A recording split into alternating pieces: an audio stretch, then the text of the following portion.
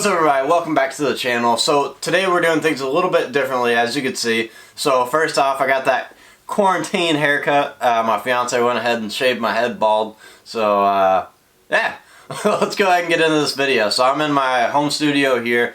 This is where I do the No Liabilities podcast. This is where I work on my website, chadthebeasthardy.com, and all that good stuff. So the reason that I'm doing this video today, I've actually had a lot of requests before the quarantine for people that haven't trained Jiu-Jitsu. They're saying, what are some things that I'm going to need to start Jiu-Jitsu?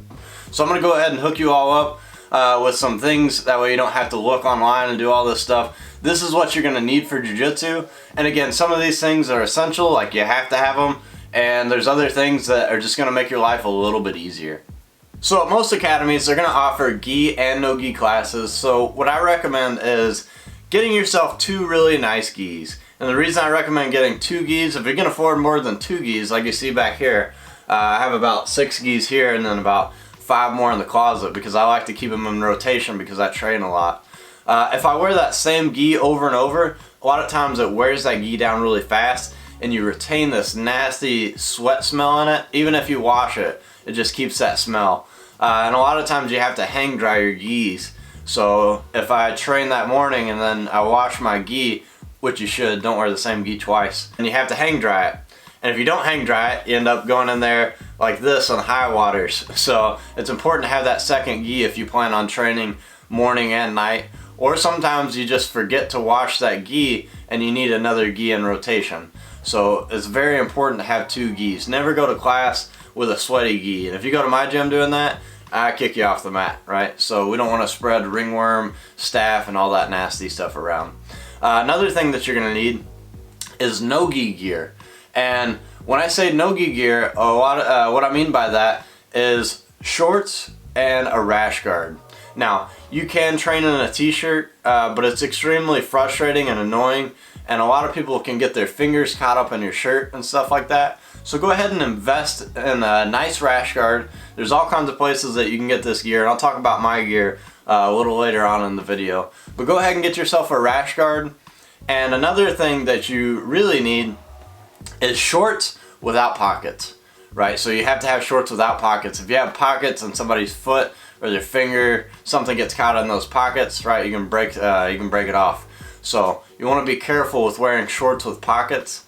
Make sure you always have shorts with no pockets and get yourself a nice rash guard so people aren't getting their hands or fingers, toes caught in all your gear. And just makes your training partners happier. And no-gi is a little bit different, so if you can only afford one rash guard and one nice pair of shorts, that's completely fine because a lot of times you can just throw that stuff in the dryer. I usually dry all my no-gi stuff and then I hang dry my gis. Now, this gi in particular has lasted me around like 4 to 5 years so far, and there's little wear. So, and that's just because I've been rotating my gis out. If I wear the same exact gi over and over, it's gonna wear down. You're gonna start to see the knees a lot of times tear out first, and then the collar starts getting kind of rigged. And you can still wear that stuff to train in, but eventually it's gonna rip. So that's why I recommend having some things that you can go in rotation. That way it lasts longer, right? So these gis, this one in particular cost $160, right? Now, if you're like me, you're like, man, that's a lot of money. But $160 for something that's gonna last me 6 years at least is a very good investment, right? And if you can have multiple of these to make it last even longer, you're doing yourself a favor there. Now, if you're like me and you have a tiny closet, another thing that's going to be important, again, this isn't essential, but it just kind of makes your life easier. I bought one of these racks here, just a little clothing rack. It fits right in the corner of my room, doesn't take up much space, but it's able to hold all of my gi and no gi stuff. You can find this at Walmart, which is where I got it, for around like 30 bucks, I want to say, but it was well worth it. So instead of having all these gis just like taking up everything in my closet where I couldn't have any of my clothes hanging up, I just put this in the corner of my room. Looks really nice, and yeah, just good storage. It gives you some more storage rather than taking up all the room in your closet. Now, another thing that I extremely recommend, again, this isn't an essential item. Well, it's essential to me anyways, because if you've been to a gym or when you start coming to Jiu-Jitsu, a lot of times you're going to be on and off that mat. So what you want to do is invest in a nice pair of slides or sandals if you can. It's just going to make your life a lot easier rather than having to put your shoes on. And a lot of times you're going to ruin those shoes. So if you have a nice pair of shoes and you're going into the gym where your foot's sweaty and nasty and you're stepping in your shoes over and over to go get water, it's just extremely frustrating, right? Just having to buy new shoes over and over. So buy yourself a nice pair of slides that you can wear to the gym. And another thing that people always forget, you want to make sure you're washing those slides, because a lot of times you're going on the mat. The mats are normally clean, but you're building up all the sweat and fungus and stuff on your feet. So, and then you're stepping into the sandals. So you want to make sure you're washing those sandals as well.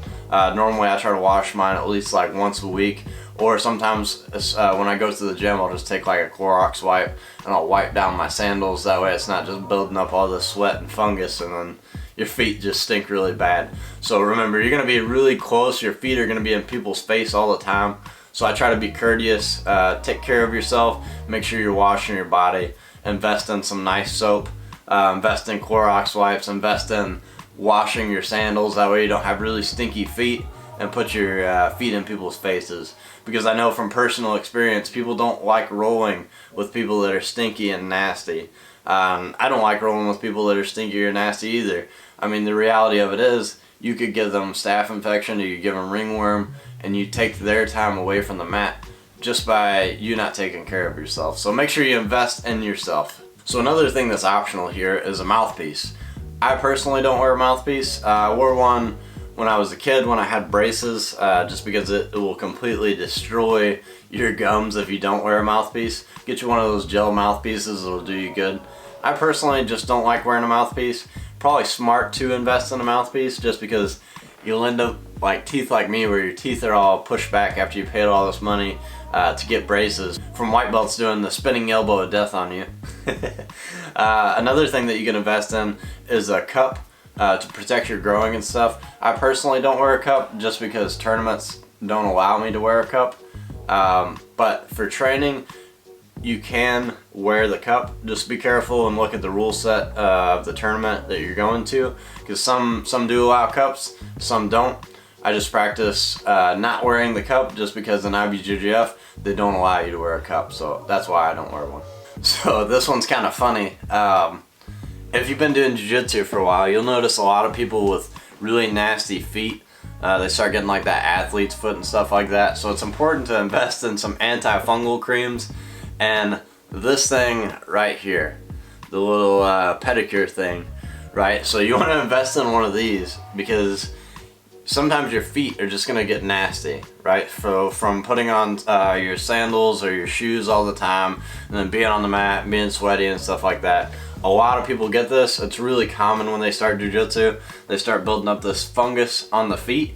So you want to make sure you invest in one of these. That way you can scrape it off, because remember, your feet are going to be in people's faces. It's going to happen. You always end up in those positions. So you want to make sure you're being courteous to your training partners. Again, invest in yourself. Scrape your feet. I've met some really nasty people out there with their feet are just like completely cracked and just disgusting. Right, I don't want your feet in my face if they smell like dog shit. So make sure you invest in yourself.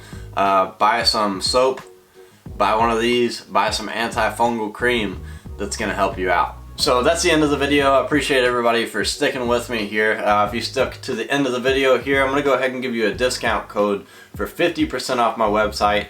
Just go to chatthebeastshardy.com, type in Insta50 when you sign up, and that'll give you 50% off of memberships there. Now, just to do a little recap here, there's a lot of stuff that's going to be extra in Jiu-Jitsu, but there's a few things that you absolutely need. You need to have a gi, a few gis that you can keep in rotation, that way they last longer. You need to have at least one pair of no gi gear, right? That means rash guard and shorts with no pockets. And again, you can have multiple of those. It's just going to make your gear last a lot longer. All the other stuff is optional. Just kind of makes your life a little bit easier, and it makes your training partners happy. Trust me, you don't want to go in there smelling terrible and having these disgusting feet and stuff like that. So take care of yourself. I'll see y'all next time. As always, no liabilities.